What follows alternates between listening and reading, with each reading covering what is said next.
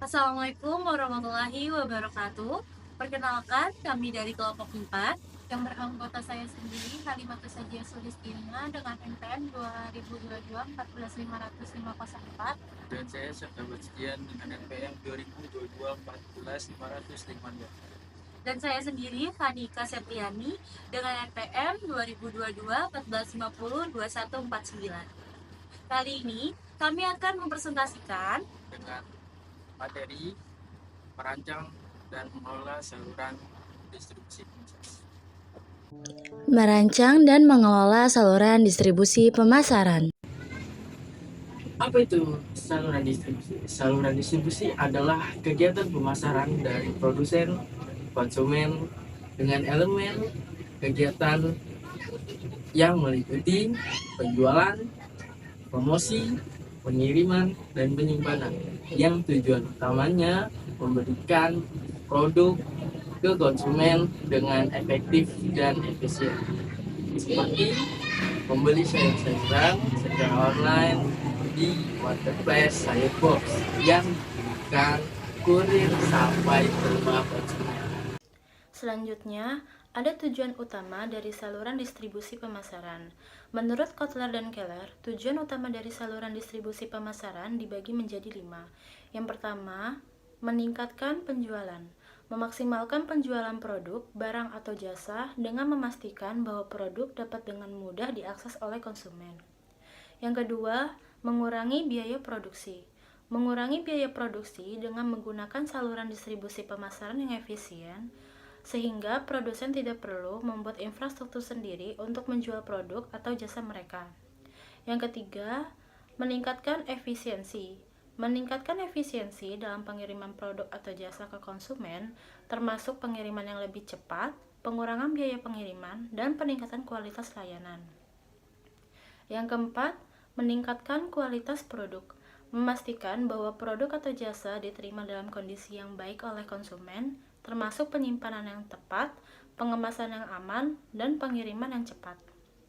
Yang terakhir, meningkatkan kepuasan pelanggan. Meningkatkan kepuasan pelanggan dengan menyediakan layanan pelanggan yang baik, memastikan bahwa produk atau jasa diterima dalam kondisi yang baik, dan memberikan dukungan pelanggan yang responsif. Selanjutnya adalah saluran distribusi pemasaran dibagi menjadi beberapa bagian.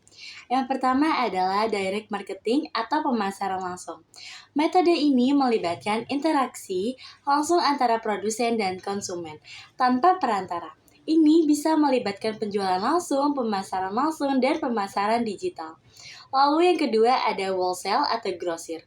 Saluran ini melibatkan penjualan produk atau jasa dari produsen ke perusahaan pengadaan atau distributor. Ini adalah langkah pertama dalam rantai distribusi. Lalu yang ketiga adalah retail.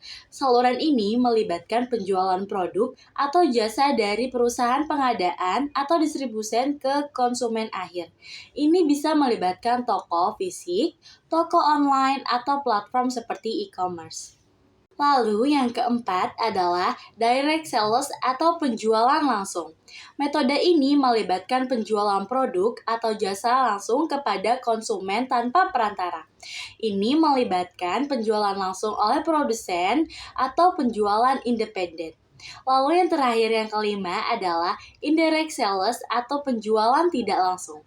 Metode ini melibatkan penjualan produk atau jasa melalui perantara seperti agen, distributor, atau perusahaan pengadaan. Lalu, selanjutnya adalah tantangan dalam mengelola saluran distribusi. Apa aja sih tantangannya? Yang pertama adalah kompleksitas rantai distribusi. Rantai distribusi yang panjang dan kompleks dapat menyebabkan kesulitan dalam mengelola dan memantau kinerja seluruh rantai. Ini termasuk tantangan dalam mengelola hubungan dengan pemasok, distributor, dan konsumen. Yang kedua adalah perubahan pasar. Pasar yang cepat berubah dapat membuat sulit untuk menyesuaikan strategi distribusi. Perubahan dalam preferensi konsumen, teknologi, dan kondisi ekonomi dapat mempengaruhi kebutuhan dan ekspektasi konsumen. Lalu yang ketiga adalah kompetisi. Kompetensi yang ketat dalam pasar dapat menyebabkan perusahaan untuk mencari cara agar untuk menonjol dan meningkatkan penjualan, yang seringkali melibatkan tantangan dalam mengelola saluran distribusi yang efektif. Lalu yang keempat adalah biaya. Biaya yang terlibat dalam saluran distribusi termasuk biaya pengiriman, biaya penyimpanan, dan biaya promosi dapat menjadi tantangan.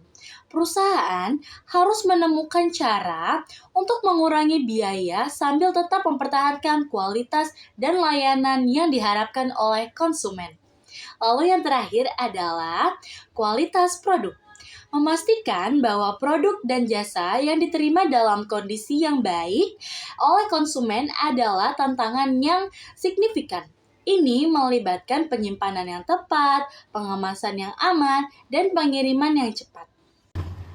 Cukup sekian presentasi dari kelompok kami. Jika ada salah penyebutan dalam materi yang sudah dipresentasikan, mohon dimaafkan. Wassalamualaikum warahmatullahi wabarakatuh.